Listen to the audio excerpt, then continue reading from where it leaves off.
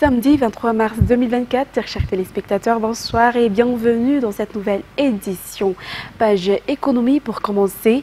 L'usine de transformation de ketchup dans le district d'Amboujachim, commune de Maïnti, a été inaugurée ce vendredi. Une autre étape importante a été franchie dans l'amélioration des moyens de subsistance des agriculteurs, a déclaré sur place le ministre Edgar Azaf Javaï. Une étape pour promouvoir la production locale pour le développement de Madagascar et du peuple malagasy. Reportage signé Judicaël Hadjeliri. Le tomate est l'un des produits qui fait la renommée de la commune Maïnti dans le district d'Amboujachim. Désormais, les agriculteurs dans cette localité peuvent promouvoir leur secteur d'activité, notamment dans la production de tomates, du fait que cette municipalité a bénéficié d'une usine de transformation de tomates en ketchup dans le cadre de la mise en œuvre du projet ODOF, initié par le gouvernement à travers le ministère de l'Industrie et du Commerce. Pour le district d'Amboujachim, 12 des 24 communes qui le composent sont toutes des productrices de tomates. Dans la commune de Maït particulièrement, plus de 30 Foukontani œuvrent dans ce secteur. Une des raisons pour laquelle le ministère de tutelle a choisi d'installer cette usine. Par ailleurs, les agriculteurs dans cette localité bénéficieront également d'une formation afin qu'ils produisent des tomates de qualité. Une industrie locale, utilisant des produits locaux et répondant aux besoins locaux, telle est la vision du président Anjradouel pour améliorer la production locale et atteindre l'autosuffisance alimentaire. Cette vision est exécutée par le ministère de l'Industrie et du Commerce. Ensuite, Madagascar a obtenu de nombreux résultats de recherche dans le domaine de l'agriculture et de l'élevage. Il est de la responsabilité du ministère de l'Enseignement supérieur et de la recherche scientifique de promouvoir la recherche et les résultats y afférents. C'est la raison de la visite effectuée hier par le ministre de l'Enseignement supérieur au centre de recherche FOFIFA qui mène des recherches sur la pisciculture et l'agriculture. D'autre part, le ministre de l'Enseignement supérieur a reçu hier officiellement les équipements émanant des partenaires du ministère. Ces équipements qui vont être distribués dans les 9 centres sous l'égide de Mesupress. Natera Kotmav. Méthode de pisciculture, aquaponie, recherche qui allie hydroponie et l'aquaculture. Ceci est basé sur une méthode consistant à élever du poisson et à cultiver des légumes en même temps sans utiliser une grande surface mais qui permet d'obtenir une plus grande quantité de produits. Des chercheurs du FOFIFA, un centre de recherche placé sous l'égide du ministère de l'Enseignement supérieur et de la recherche scientifique, ont réalisé cette opération pour la première fois à Madagascar. Des résultats de recherche qui visent à répondre aux besoins de la population, car l'objectif est d'effectuer une recherche de proximité. Cela augmentera également la consommation de poissons dans le pays. Il existe déjà de nombreux résultats de recherche qui répondent aux besoins de la population, ce qui constitue l'un des défis majeurs menés par le ministère de tutelle, également destiné à mettre en œuvre la politique générale de l'État. Hier, le ministre de l'Enseignement supérieur, accompagné du ministre de la Pêche et de l'Économie bleue, a visité le centre FOFIFA à Mpandjenumbi pour constater les résultats des recherches sur la pisciculture. Toujours dans le même domaine de recherche, le ministère a reçu des équipements émanant de l'organisation NIKMG. Le ministre les a présentés officiellement aux 9 instituts de recherche sous l'égide du ministère de l'Enseignement supérieur et de la recherche scientifique. Parallèlement à cela a eu lieu également la signature de l'accord de coopération entre le Mesupress et les directeurs de tous les instituts de recherche. À noter que le ministère de l'Enseignement supérieur et de la recherche scientifique dispose de 9 centres de recherche qui mènent de nombreuses recherches telles que les vaccins à l'IMVAFET, le développement rural au FOFIFA, l'environnement au CNRE, les marines au CNRO, la phytothérapie au CNARP, les parcs naturels au PBZT, de l'industrie et de la technologie au CNRI et du nucléaire au LINSTN. Passons dans la partie nord-est de Madagascar. De nombreuses infrastructures ont été réalisées par le gouvernement à Maintran, chef-lieu de la région Mélec. Il y a celles qui sont déjà achevées, si d'autres sont en cours de finition ou encore en cours de construction. Le député élu à Maintran a également demandé la construction d'un stade Manara Bench dans cette localité, étant donné que Maintran est le chef-lieu de cette région. Plus de détails avec Rad Ramanazatov. La région Mélec est l'une des régions qui bénéficieront également d'une université bientôt. Cette université qui est actuellement en cours de construction. Et outre cette université, le gouvernement a également réalisé de nombreuses infrastructures dans cette région, comme l'hôpital Manara Pinch, un bureau de la direction régionale de la police nationale et le bureau de la direction régionale de la pêche. Ce ne sont que quelques-unes des réalisations du gouvernement dans le chef-lieu de Mélec, mais les communes rurales de ce district bénéficieront également de nombreuses infrastructures, comme des écoles Manara Pinch. Le député élu dans cette circonscription demande également la construction d'un terrain Manara Pinch. À cela s'ajoute aussi la réhabilitation de la route reliant Tirouanoumandit et Maintran. Et Maintran, le chef-lieu de la région Mélec, possède de nombreuses ressources marines. Des stratégies ont été mises en place pour pouvoir bien gérer ces ressources marines, a déclaré le directeur régional de la pêche de Mélec. Raoult Manazatouf nous en dit plus. Le secteur de la pêche et les ressources marines génèrent beaucoup de revenus pour la région de Mélec. Pour pouvoir gérer correctement les ressources marines, des stratégies ont été mises en place, telles que le contrôle des filets utilisés par les pêcheurs traditionnels, la coopération avec les coopératives locales qui vivent dans le secteur de la pêche. Une chambre froide a également été installée pour pouvoir conserver les produits pêchés. Par ailleurs, la direction régionale de la pêche de Maintran a également bénéficié d'équipements émanant du ministère de tutelle. Des équipements ont été également distribués aux coopératives et associations de pêcheurs dans cette localité. Dans un autre sujet, l'ANIM ou l'Association nationale des infirmiers de Madagascar a tenu une réunion hier à Batfout. Il a été décidé que la semaine des infirmiers qui se tiendra le mois de mai prochain sera célébrée à travers une caravane. Raoult Manazatouf nous en dit plus. L'ANIM, ou Association nationale des infirmiers de Madagascar, a tenu sa première conférence nationale ce vendredi à Batfout. Toutes les régions ont eu des représentants. Il est ressorti au cours de la réunion que les infirmières devraient être strictes face à la présence d'imposteurs. Les infirmiers qui assurent en grande partie le fonctionnement du secteur de la santé, car ils sont répartis sur tout Madagascar.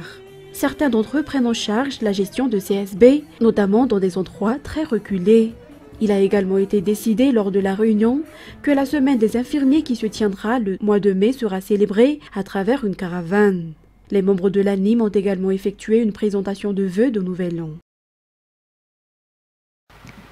Page culturelle pour continuer, la direction régionale de la communication et de la culture a célébré la journée mondiale de la poésie et du conte à Bémasouange mercredi dernier. Les enfants issus des écoles de la ZAP Bémasouange ont participé à cet événement à travers leur écrit et les 3 premiers ont reçu des prix à cet effet. Les enfants qui sont des messagers efficaces. Mervou Latsfir. Le 21 mars a été proclamée Journée mondiale de la poésie par la Conférence générale de l'Organisation des Nations Unies pour l'éducation, la science et la culture en 1999. L'objectif de cette journée étant d'encourager la lecture, la rédaction, la publication et l'enseignement de la poésie dans le monde et de donner une reconnaissance et une impulsion nouvelle aux mouvements poétiques nationaux, régionaux et internationaux. Pour la région Analamang particulièrement, la célébration de cette journée mondiale de la poésie et du conte s'est tenue dans la grande salle de la commune de Bémasouange mercredi dernier. Un événement organisé par la direction régionale de la communication et de la culture. Les élèves issus des écoles de la ZAP Bémasouange ont participé à cette célébration et les 3 premiers ont reçu des prix. L'objectif de cette journée est d'encourager la lecture, la rédaction, la publication et l'enseignement de la poésie selon les informations. Concernant les actualités sportives, avec 4 athlètes, Madagascar a remporté une médaille d'argent en athlétisme lors de la 13e édition des Jeux africains organisés à Accra, capitale du Ghana. Un résultat que l'on peut qualifier de bon, a déclaré l'entraîneur français Alain Smel, entraîneur de Sidonie et de Claudine. Il espère toujours que ces athlètes malagasy réaliseront de meilleurs résultats dans les autres compétitions auxquelles elles prendront part. Claudia Nzarassou s'est classée 6e lors de la finale des 20 mètres. Anzar Radzanaville. Cette finale du 200 mètres, à laquelle a participé Nzarassou Claudine, a mis fin à la compétition à laquelle participent les Malgaches aux Jeux africains qui se déroulent à Accra, la capitale du Ghana, dans la discipline athlétisme. Elle termine à la 6e place avec un temps de 23 secondes et 82 centièmes. Gina Mariam, la Gambienne, a été la première avec un temps de 23 secondes et 13 centièmes. Pour résumer les résultats de l'athlétisme, Sidonie Fiadanantsou a remporté une médaille d'argent au 100 mètres haies. Cette dernière et Nzarassou Claudine sont deux de nos athlètes qui s'entraînent à Dakar sous la supervision du coach Alain Smel. Cet entraîneur s'est dit satisfait des résultats obtenus par ses athlètes malagasy. Ces dernières ont un bel avenir et on peut s'attendre à ce qu'elles se démarquent, affirme cet entraîneur. Sidonie et Claudine retourneront immédiatement à Dakar pour continuer leur entraînement en vue d'affronter d'autres compétitions internationales. En ce qui concerne maintenant les actualités internationales, des assaillants ont ouvert le feu vendredi 22 mars dans une salle de concert située en banlieue de Moscou, le faisant au moins 93 morts et plusieurs dizaines de blessés. Reportage sur les images de France 24. Du Venezuela à la République tchèque, en passant par l'Espagne et la Serbie, les diplomates du monde entier apportent leur soutien à Moscou. Et pas seulement les alliés du pouvoir russe. L'administration américaine a été l'une des premières à réagir. Les images sont horribles et difficiles à regarder. Et nos pensées vont évidemment aux victimes de cette terrible attaque. L'ambassade des États-Unis à Moscou avait lancé un avertissement à ses ressortissants présents en Russie au début du mois. Elle invitait ses citoyens à éviter les lieux de rassemblement en raison de projets imminents d'attentats par des groupes extrémistes. Une alerte donnée après le démantèlement par les autorités russes d'une cellule terroriste qui prévoyait de cibler une synagogue. Comme Washington, Paris a rapidement réagi à l'attaque de ce vendredi sur la salle de concert. Les images qui nous parviennent depuis Moscou sont terribles. Nos pensées vont aux victimes et blessés et au peuple russe. Toute la lumière doit être faite sur ces actes odieux. Le groupe État islamique a revendiqué l'attentat. Quelques heures plus tôt, craignant d'être accusé par le Kremlin d'en être responsable, les autorités ukrainiennes ont nié toute implication dans cette attaque meurtrière. Ensuite, destination Gaza, la pénurie de nourriture, de biens de première nécessité et de médicaments a provoqué une grave crise humanitaire dans l'enclave palestinienne. Pour éviter que les Gazaouis meurent de faim, il faut ouvrir davantage d'accès terrestre à l'enclave, a déclaré le directeur de l'OMS. France 24. Il n'a plus que la peau sur les os. Hospitalisé, Fadi fait partie des milliers d'enfants qui souffrent de malnutrition dans la bande de Gaza. Sa famille n'arrive tout simplement pas à se procurer suffisamment de nourriture. Fadi a une fibrose kystique, une maladie qui nécessite beaucoup de soins. On doit faire attention à son lait, son traitement, sa nourriture. La guerre dure maintenant depuis 5 mois. Il n'y a plus rien de disponible. Son état s'est dégradé de jour en jour jusqu'à la déshydratation. Jeudi, l'Organisation mondiale de la santé affirmait que de nombreux enfants gazaouis mouraient des effets combinés de la malnutrition et d'autres maladies. Alors, l'OMS tente de mettre en place des centres de nutrition dans la bande de Gaza, mais malgré cela, des médecins affirment que la situation se dégrade de jour en jour. Malheureusement, ces dernières semaines, ces hôpitaux connaissent un nombre élevé de cas de malnutrition aiguë avec des complications. Aujourd'hui, j'ai moi-même vu 6 enfants qui en souffraient. Le directeur général de l'OMS affirme que seule une augmentation substantielle de l'aide humanitaire dans Gaza pourrait prévenir de la famine. Plus tôt dans la semaine, Volker Türk, le haut-commissaire des Nations Unies aux droits de l'homme, accusait Israël de bloquer l'aide. L'État hébreu s'en défend et affirme avoir ouvert un nouveau point de passage pour l'aide humanitaire au nord de la bande de Gaza. Des journalistes étaient conviés par l'armée ce jeudi pour le constater. Le point dans lequel nous nous trouvons derrière moi, le point 96, est un point qui va en fait, au bout de 10 minutes, rejoindre les zones où il y a des nécessités, des besoins humanitaires. Et c'est également pratiquement en face du point au niveau de la mer sur lequel les bateaux vont arriver, entre autres de Larnaca. Un nouveau navire d'aide humanitaire doit effectivement bientôt partir de Chypre et des parachutages d'aide ont encore eu lieu ce vendredi. Mais le chemin n'est pas fini. 30 ans après le premier site d'action, les traitements ont progressé, mais le combat ne doit pas s'arrêter, prévient l'association, car le virus du sida est toujours là. 39 millions de personnes vivent avec le VIH dans le monde, un quart environ sans traitement, notamment en Afrique subsaharienne. France 24. C'est un rapport qui sonne comme une piqûre de rappel sur la réalité des infections au VIH dans le monde. Selon les derniers chiffres d'ONU-SIDA, 39 millions de personnes vivaient avec le VIH en 2022, portant le total à plus de 85 millions de personnes infectées et 40 millions de morts depuis le début de l'épidémie. Parmi les régions les plus touchées, l'Afrique subsaharienne, où vivent 2/3 des personnes infectées par le VIH, avec en tête l'Afrique du Sud. En Asie, les cas d'infection augmentent dans certains pays comme la Chine, l'Indonésie ou les Philippines. La faute notamment au manque d'éducation sexuelle et aux attitudes conservatrices qui favorisent la propagation du virus.